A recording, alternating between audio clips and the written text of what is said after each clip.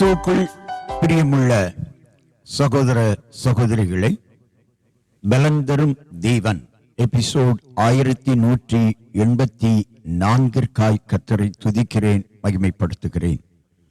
இந்த நாளிலும் சங்கீதம் 119 143 வசனத்தை நான் உங்களுக்காக வாசிக்கின்றேன்.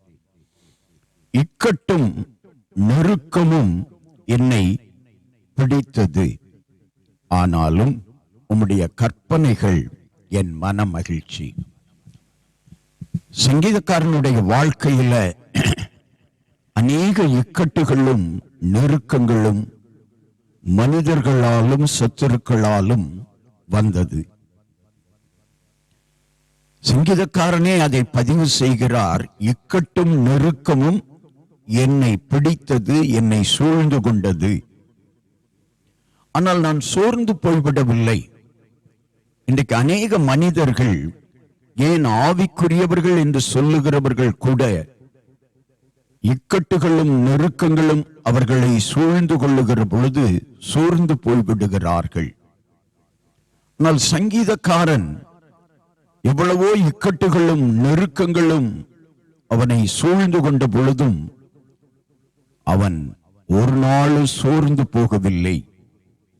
அதற்கு பதிலாக தேவனுடைய கற்பனைகள், வேத வசனங்களை நினைவுபடுத்துகிறார்.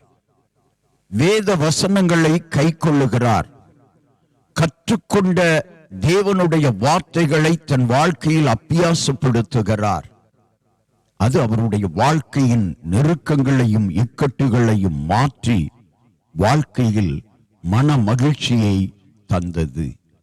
இன்றைக்கும் இந்த செய்தியை கேட்டுக்கொண்டிருக்கிற என் அன்பு சகோதர சகோதரிகளை, உங்கள் வாழ்க்கையில், உங்களுடைய சரீரத்தில், உங்கள் தொழிலில், உங்கள் வேலையில் அல்லது உங்களுடைய பிரயாணங்களில் அல்லது நீங்கள் எதிர்பார்த்து கொண்டிருக்கிற காரியங்களில் பிரச்சனைகளோ இக்கட்டுகளோ நெருக்கங்களோ இருக்குமாயின், இன்றைக்கு ஆண்டவருடைய வார்த்தை உங்களை தேடி வருகிறது. தேவனுடைய வேத வசனத்தில் நிலைத்து நில்லுங்கள். அது உங்கள் பிரச்சனைகளை, நெருக்கடிகளை, இக்கட்டுகளை மாற்றி உங்களுக்கு மன மகிழ்ச்சியை கொண்டு வரும். நீங்கள் மன மகிழ்வோடு வாழுவதற்கு வேத வசனங்கள், பைபிள் வசனங்கள் உங்களுக்கு உதவி செய்யும். மறந்து விடாதிருங்கள். கண்களை மூடி ஜெபிக்கலாம்.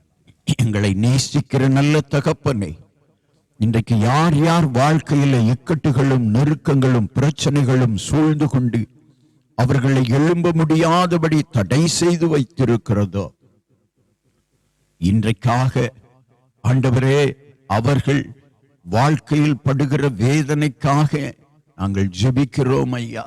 அந்த வேதனையிலிருந்து ஒரு விடுதலை, வேதனையிலிருந்து ஒரு மன மகிழ்ச்சி அவர்கள் பெற்றுக்கொள்ளும்படியாய் உம்முடைய வேத வசனங்களை கற்றுக்கொண்டு அவர்கள் கை கொள்ளட்டும். வேத வசனங்கள் அவர்கள் வாழ்க்கைக்கு வழிகாட்டட்டும். இந்த செய்தியை கேட்டுக்கொண்டிருக்கிற யாராயிருந்தாலும் ஆண்டவருடைய வார்த்தை, ஆண்டவருடைய வசனங்கள், கற்பனைகள், நியாயப்பிரமாணங்கள் எல்லாவற்றையும் கற்றுக்கொண்டு கை கொள்ளுங்கள். உங்கள் வாழ்க்கையில் மன மகிழ்ச்சியை நீங்கள் அடைவீர்கள். இயேசு கிறிஸ்துவின் நாமத்தில் ஜெபிக்கிறேன் பிதாவே, ஆமென்.